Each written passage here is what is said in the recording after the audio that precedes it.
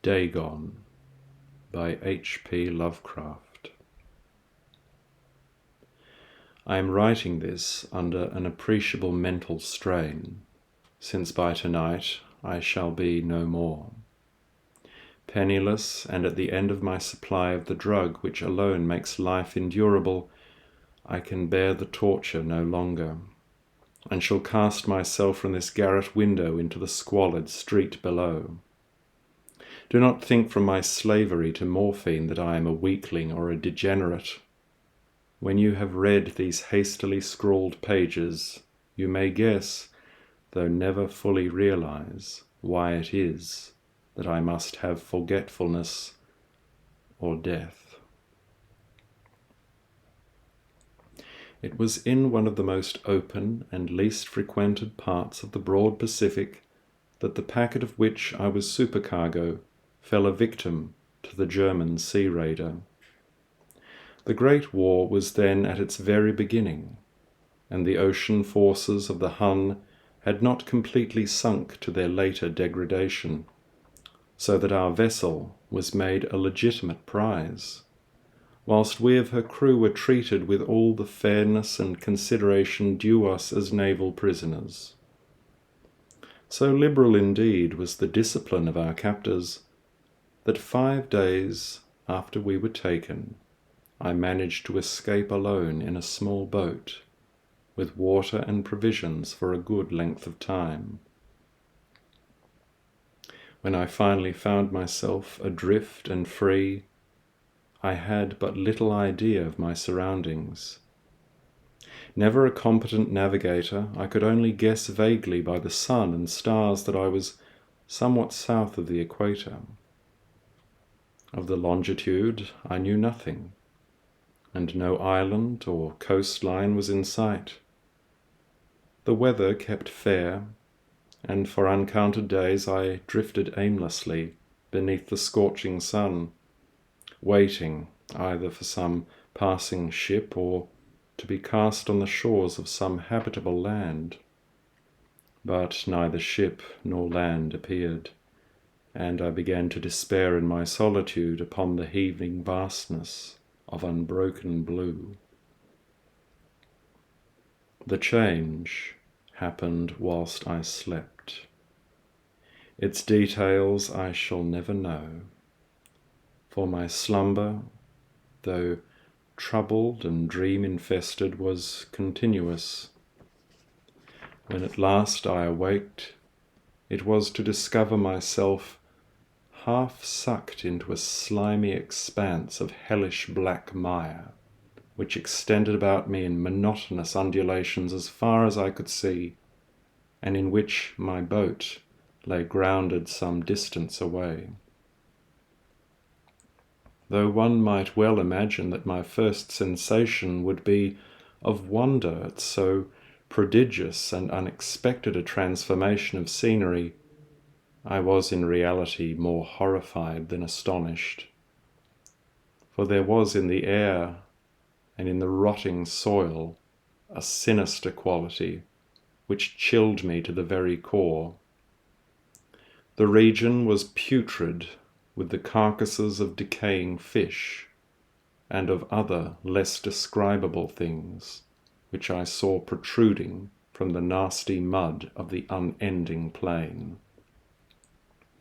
Perhaps I should not hope to convey in mere words the unutterable hideousness that can dwell in absolute silence and barren immensity. There was nothing within hearing, and nothing in sight, save a vast reach of black slime. Yet the very completeness of the stillness and the homogeneity of the landscape oppressed me with a nauseating fear. The sun was blazing down from a sky which seemed to me almost black in its cloudless cruelty, as though reflecting the inky marsh beneath my feet. As I crawled into the stranded boat, I realized that only one theory could explain my position. Through some unprecedented volcanic upheaval, a portion of the ocean floor must have been thrown to the surface, exposing regions which for innumerable millions of years had lain hidden under unfathomable watery depths. So great was the extent of the new land which had risen beneath me that I could not detect the faintest noise of the surging ocean, strain my ears as I might, nor were there any seafowl to prey upon the dead things. For several hours I sat thinking or brooding in the boat, which lay upon its side and afforded a slight shade as the sun moved across the heavens. As the day progressed, the ground lost some of its stickiness and seemed likely to dry sufficiently for travelling purposes in a short time. That night I slept but little, and the next day I made for myself a pack containing food and water, preparatory to an overland journey in search of the vanished sea and possible rescue. On the third morning I found the soil dry enough to walk upon with ease. The odour of the fish was maddening, but I was too much concerned with graver things to mind so slight an evil, and set out boldly for an unknown goal. All day I forged steadily westward, guided by a faraway hummock which rose higher than any other elevation on the rolling desert. That night I encamped, and on the following day still travelled toward the hummock, though that object seemed scarcely nearer than when I had first espied it. By the fourth evening I attained the base of the mound, which turned out to be much higher than it had appeared from a distance, an intervening valley setting it out in sharper relief from the general surface. Too weary to ascend, I slept in the shadow of the hill. I know not why my dreams were so wild that night, but ere the waning and fantastically gibbous moon had risen far above the eastern plain, I was awake in a cold perspiration, determined to sleep no more. Such visions as I had experienced were too much for me to endure again, and in the glow of the moon I saw how unwise I had been to travel by day. Without the glare of the parching sun, my journey would have cost me less energy. Indeed, I now felt quite able to perform the ascent which had deterred me at sunset. Picking up my pack, I started for the crest of the eminence. I have said that the unbroken monotony of the rolling plain was a source of vague horror to me, but I think my horror was greater when I gained the summit of the mound and looked down the other side into an immeasurable pit or canyon, whose black recesses the moon had not yet soared high enough to illumine. I felt myself on the edge of the world, peering over the rim into a fathomless chaos of eternal night. Through my terror ran curious reminiscences of Paradise Lost and of Satan's hideous climb through the unfashioned realms of darkness. As the moon climbed higher in the sky, I began to see that the slopes of the valley were not quite so perpendicular as I had imagined. Ledges and outcroppings of rock afforded fairly easy footholds for a descent, whilst after a drop of a few hundred feet, the declivity became very gradual. Urged on by an impulse which I cannot definitely analyze, I scrambled with difficulty down the rocks and stood on the gentler slope beneath, gazing into the Stygian deeps where no light had yet penetrated. All at once my attention was captured by a vast and singular object on the opposite slope, which rose steeply about 100 yards ahead of me, an object that gleamed whitely in the newly bestowed rays of the ascending moon. That it was merely a gigantic piece of stone I soon assured myself, but I was conscious of a distinct impression that its colour and position were not altogether the work of nature. A closer scrutiny filled me with sensations I cannot express, for despite its enormous magnitude and its position in an abyss which had yawned at the bottom of the sea since the world was young, I perceived beyond a doubt that the strange object was a well-shaped monolith, whose massive bulk had known the workmanship and perhaps the worship of living and thinking creatures. Dazed and frightened, yet not without a certain thrill of the scientist's or archaeologist's delight, I examined my surroundings more closely.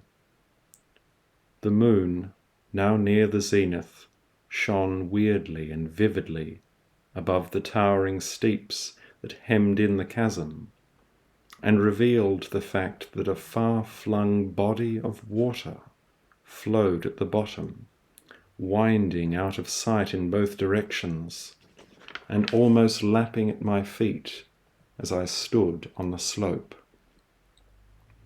Across the chasm, the wavelets washed the base of the cyclopean monolith, on whose surface I could now trace both inscriptions and crude sculptures.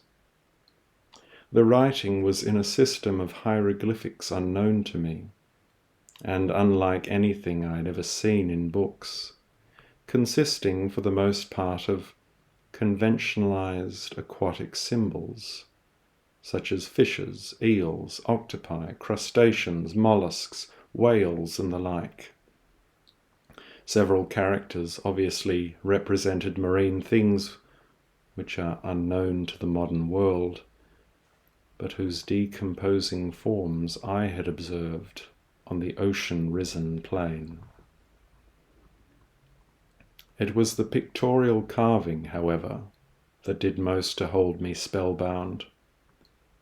Plainly visible across the intervening water on account of their enormous size were an array of bas-reliefs, whose subjects would have excited the envy of a Doré. I think that these things were supposed to depict men, at least a certain sort of men, though the creatures were shown disporting like fishes in the waters of some marine grotto, or paying homage at some monolithic shrine, which appeared to be under the waves as well. Of their faces and forms I dare not speak in detail, for the mere remembrance makes me grow faint. Grotesque beyond the imagination of a Poe or a Bulwer, they were damnably human in general outline, despite webbed hands and feet, shockingly wide and flabby lips, glassy, bulging eyes, and other features less pleasant to recall. Curiously enough, they seemed to have been chiseled badly out of proportion with their scenic background, for one of the creatures was shown in the act of killing a whale represented as but a little larger than himself. I remarked, as I say, their grotesqueness and strange size, but in a moment decided that they were merely the imaginary gods of some primitive fishing or seafaring tribe, some tribe whose last descendant had perished eras before the first ancestor of the Piltdown or Neanderthal man was born. awestruck at this unexpected glimpse into a past beyond the conception of the most daring anthropologist, I stood musing whilst the moon cast queer reflections on the silent channel before me. Then, suddenly, I saw it.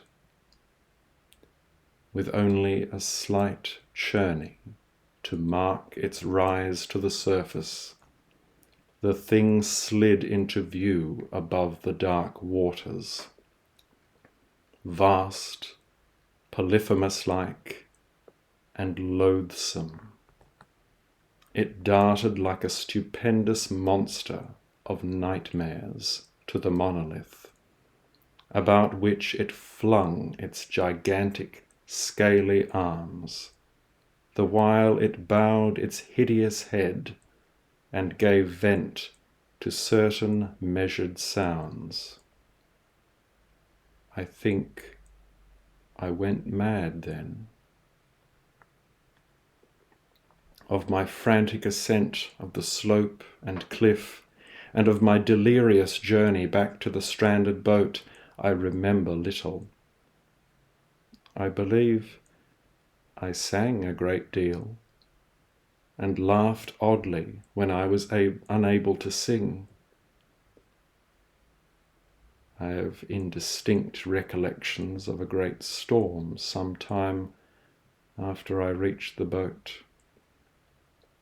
At any rate, I know that I heard peals of thunder and other tones which nature utters only in her wildest moods.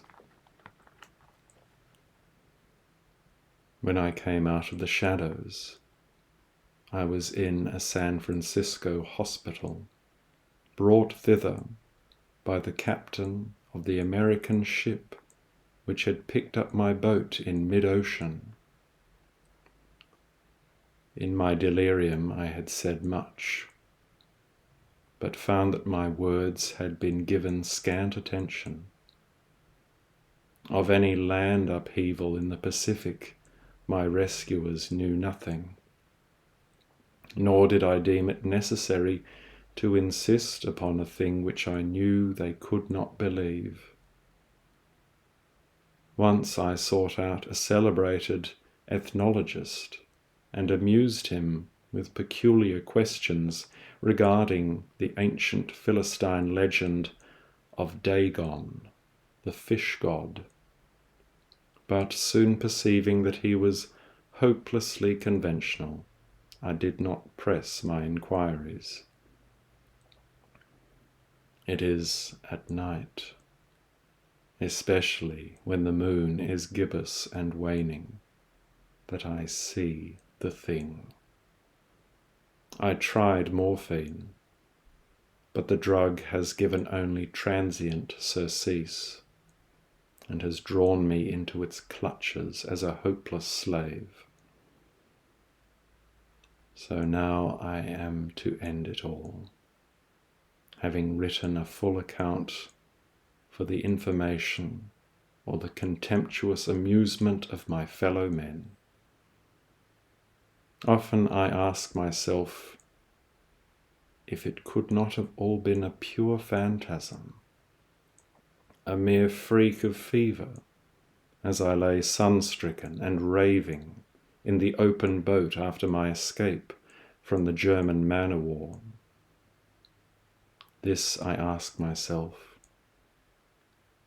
but ever does there come before me a hideously vivid vision in reply. I cannot think of the deep sea without shuddering at the nameless things that may at this very moment be crawling and floundering on its slimy bed, worshipping their ancient stone idols and carving their own detestable likenesses on submarine obelisks of water-soaked granite. I dream of a day when they may rise above the billows to drag down in their reeking talons the remnants of puny, war-exhausted mankind, of a day when the land shall sink and the dark ocean floor shall ascend amidst universal pandemonium. The end is near. I hear a noise at the door, as of some immense, slippery body lumbering against it. It shall not find me. God, that hand. The window. The window!